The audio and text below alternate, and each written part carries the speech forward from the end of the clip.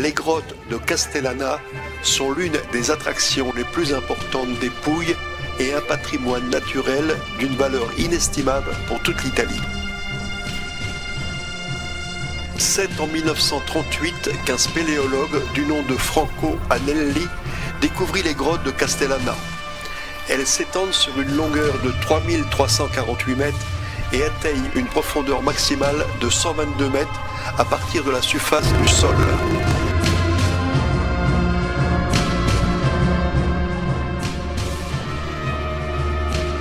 Et voilà deux exemples de colonnes qui s'appellent métaphoriquement les colonnes d'Hercule. Du système karstique date d'il y a près de 100 millions d'années. Elle mesure 100 mètres de longueur, 50 mètres de largeur, 60 mètres de profondeur. Elle est la seule qui communique avec l'extérieur. On attribuait à cette grotte des légendes liées à la magie et aux démons.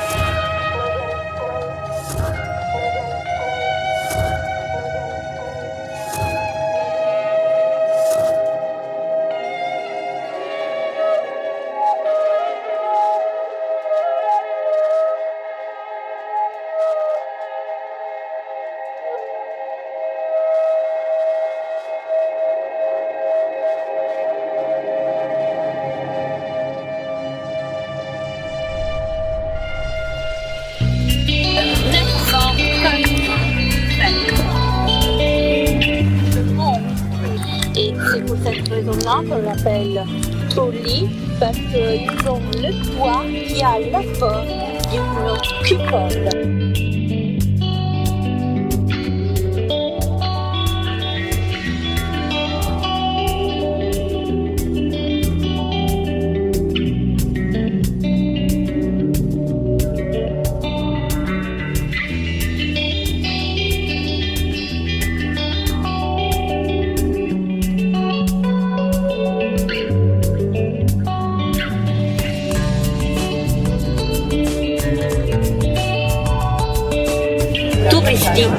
Et surtout le plus peuplé. Il y a plus ou moins 1050 trulli, tandis que de l'autre côté, c'est-à-dire le rione Aia Piccola, il y a seulement 530 trulli.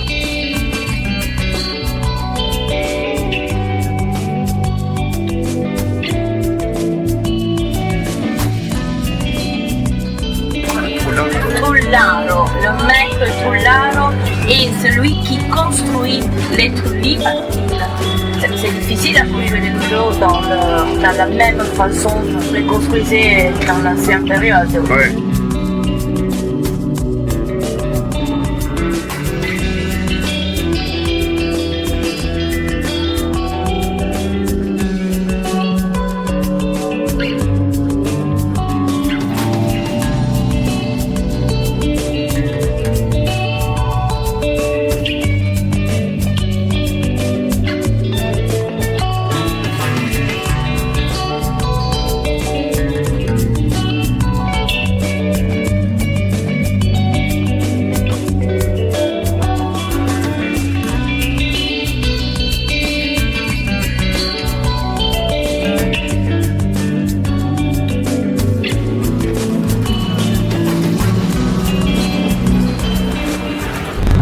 rentrer dans la province de Taranto.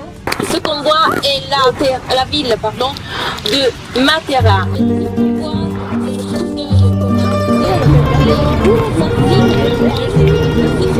Et développé le long le bord du ravin, c'est-à-dire de la gravine, on l'appelle en italien.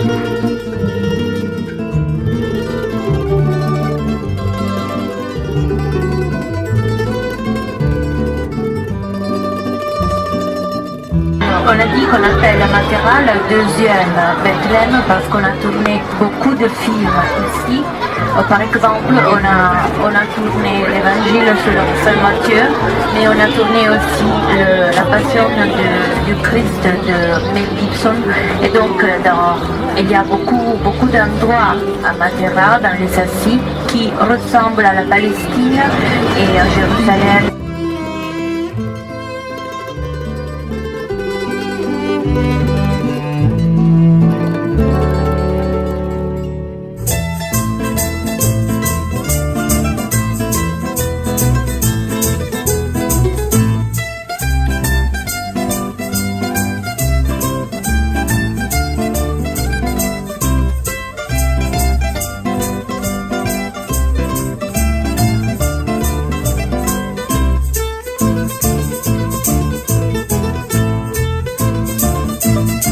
Regardez le ravin, s'il vous plaît, à gauche.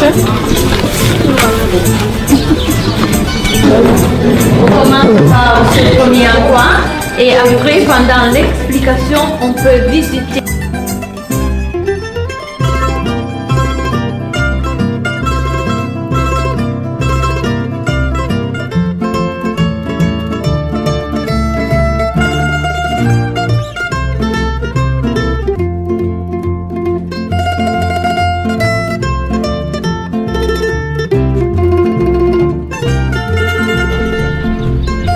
L'église rupestre de Santa Lucia alle Malve a été réalisée au IXe siècle pour héberger le premier ordre monastique de nonnes bénédictines qui représenta jusqu'au siècle dernier une présence religieuse très importante dont l'histoire accompagna le développement social et urbain de la ville de Matera. Les photos prêtées par l'office de tourisme de Matera montrent que cette église avait 3 nefs séparées par des piliers. L'aile droite est encore ouverte au culte, les 2 autres avaient été utilisées comme habitation. Les allées sont richement enrichies de fresques datant du XIIe siècle, parmi lesquelles la Madonna dell'Alte et San Michele Arcangelo.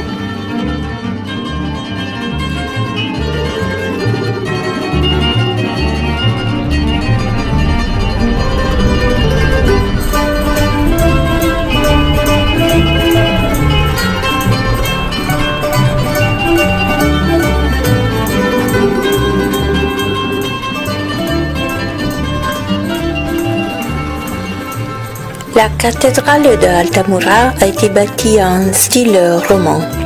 Elle a été construite entre le 1228 et le 1232 par Frédéric de Souabe. En 1316, l'église a été endommagée par un tremblement de terre et donc elle a été restaurée.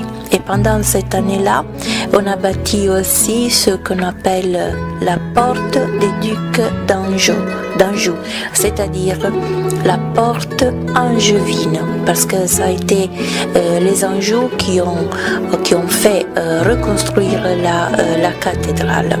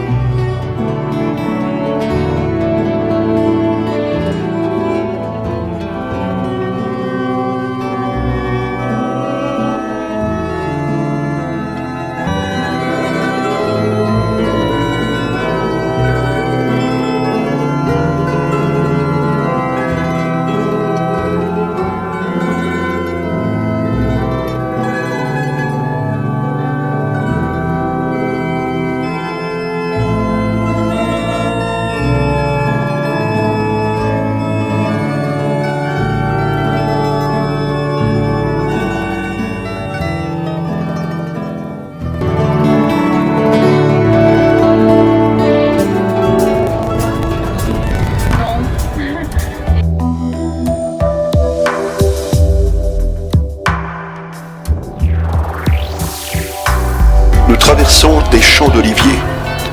Rien ne définit mieux les Pouilles que les 50 à 60 millions d'oliviers qui couvrent la surface de cette région.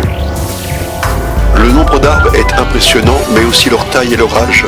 On peut admirer de nombreux arbres centenaires très vieux, appelés Ulivis secolari, dont les troncs robustes mais noueux ont été façonnés par le temps, le vent, le soleil et la main de l'homme. Parfois, ils prennent même des formes grotesques. Il y a quelques années, ces oliviers monumentaux faisaient l'objet d'un commerce illicite. Les riches Italiens du Nord payaient d'énormes sommes d'argent à de malveillants voleurs d'oliviers. À leur réveil, les fermiers des Pouilles découvraient que leurs arbres précieux avaient été déterrés pendant la nuit. Des lois strictes furent mises en place afin de mettre fin à de telles pratiques et aujourd'hui le patrimoine olivier des Pouilles est jalousement protégé. Vieille de plus de 2700 ans, la relation entre la population locale et ses oliviers est plus forte que jamais. En effet, l'idée des Pouilles sans oliviers serait une aberration.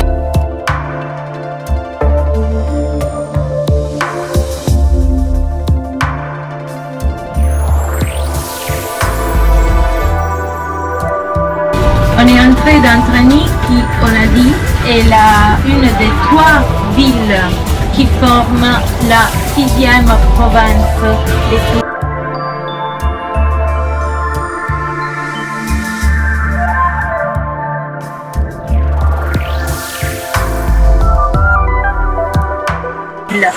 Importante, c'est une ville à l'intérieur de laquelle il y a beaucoup de culture, surtout la culture juive.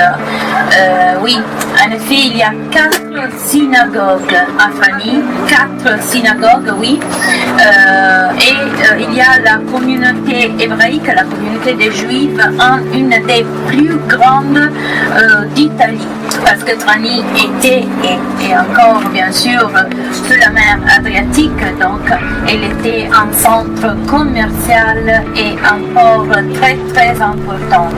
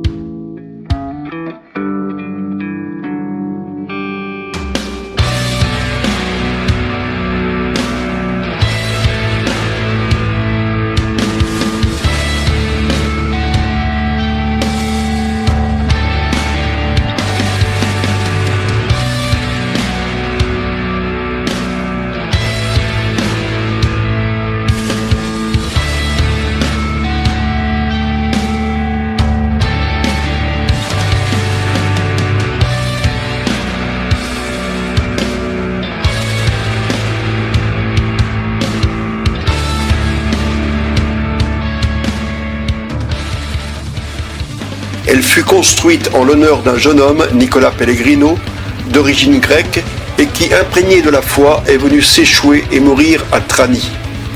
Sa lente et longue construction a commencé en 1097 sur les restes de l'ancienne église Santa Maria. Son clocher de 59 mètres de haut, construit entre le XIIIe et le XIVe siècle, a dû être entièrement reconstruit et consolidé en 1959. Les imposantes portes de bronze de la cathédrale, créées par Barizzano, pèsent chacune plus de 2,5 tonnes, sur lesquelles 32 reliefs de bronze représentent des personnages à la fois religieux et laïques.